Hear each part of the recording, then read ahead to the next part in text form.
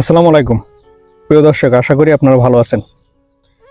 আজ ভিডিওটা করছি ভিন্ন আঙ্গিকে প্রকৃতির মাঝে থেকে। যে দেখেন আমার এক সাইডে ঘের আর এক সাইডে ধান লাগানো।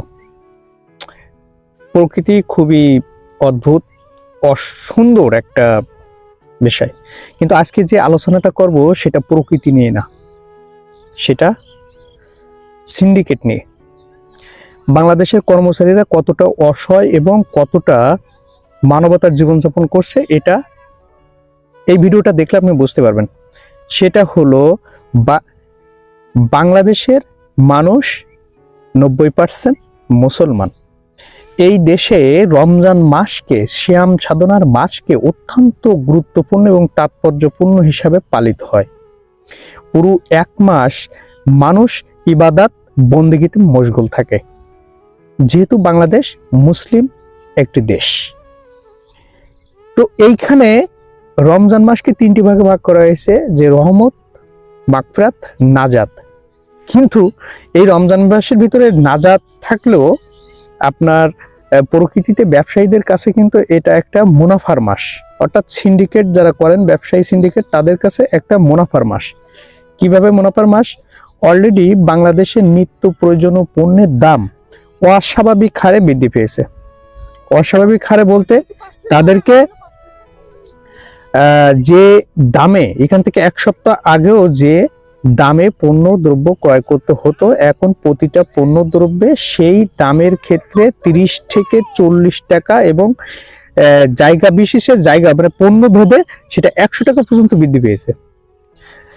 বাংলাদেশের প্রেক্ষাপটে রমজান মাসে যে সকল পণ্যদ্রব্য বেশি প্রয়োজনীয়, সেটা হলো যেমন ছোলা, বাদাম, কিশমিশ, খেজুর, আঙ্গুর, আপেল, কমলা, মাল্টা, লেবু, এই জাতীয় এবং কাঁচামালের ভিতরে ঝাল, পেঁয়াজ বা অন্যান্য সবজি জাতীয় যেগুলো আছে, এই জাতীয় পণ্যদ্রব্য যে অস্বাভাবিকভাবে রমজানের এক সপ্তাহ আগে আসলেই দাম বেড়ে যায়। কেন বেড়ে যায়? এটা আমরা অনেক ছোটবেলায় থেকে দেখে আসতেছি যে রমজান মাস আসলেই পণ্যদ্রব্য সংকট পড়ে, তেলের সংকট পড়ে এবং মালে পর্যাপ্ত যোগান থাকে না, চাহিদা বেশি থাকে। যেগুলো ব্যবসায়ীরা বলছেন, আমরা ওইগুলো আর কি শুনে আসতেছি দীর্ঘদিন যাবত। এক্ষেত্রে এই যে বৃদ্ধি পাওয়া, অস্বাভাবিক বৃদ্ধি পাওয়া, এখন দেখেন যে খেজুরটার দাম ছিল 180 টাকা কেজি, জাহিদি খেজুর যেটা সব থেকে নর্মাল খেজুর, সেটা বেড়ে 280 টাকা, জায়গা ভেদে 300 টাকা।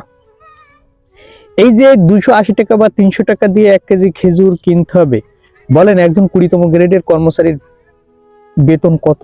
সব মেলায় 15 থেকে 16,000 টাকা, সব মেলায়। তাহলে সে রমজান মাসকে কিভাবে কাভার দিবে? কোনো কিন্তু উপায় নেই। এখন একটা বিষয় হলো, সব থেকে রমজান মাসে ইবাদত বন্দিগিতে যে মানুষগুলো ভুক্তভোগীর শিকার হয়, সেটা হলো সরকারি কর্মচারীরা এবং আপনার খেটে খাওয়া মানুষ, মধ্যবিত্ত শ্রেণীর মানুষ। কিন্তু অসাধু যে ব্যবসায়ীরা আছে, তারা কিন্তু চরম লেভেলের মুনাফা অর্জন করে। তাহলে বিষয়টা কি দাঁড়ালো সব মিলাই? যে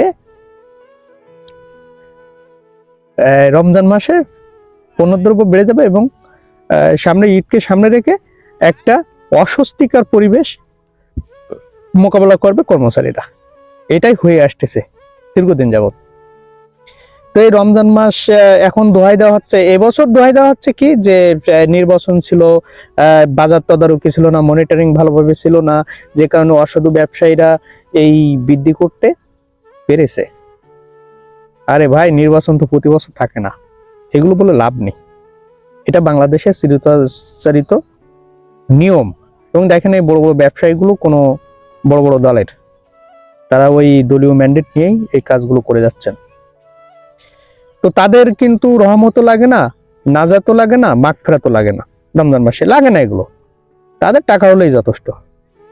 তো এই কারোর কাছে থাকবে নাজাতের মাস, কারোর কাছে থাকবে মুনাফার মাস। তো প্রিয় দর্শক, ভালো থাকবেন। খুবই খারাপ হচ্ছে। তো কর্মচারীদের, আমার মনে হয় যে কর্মচারীদের রমজান মাস কেন্দ্রিক একটা ভাতার, বিশেষ ভাতার ব্যবস্থা করা উচিত, না হলে তারা এই সময়টাকে পার করা খুবই কষ্টকর। তো আজ এখানে শেষ করছি দর্শক, ভালো থাকবেন, আসসালামু আলাইকুম।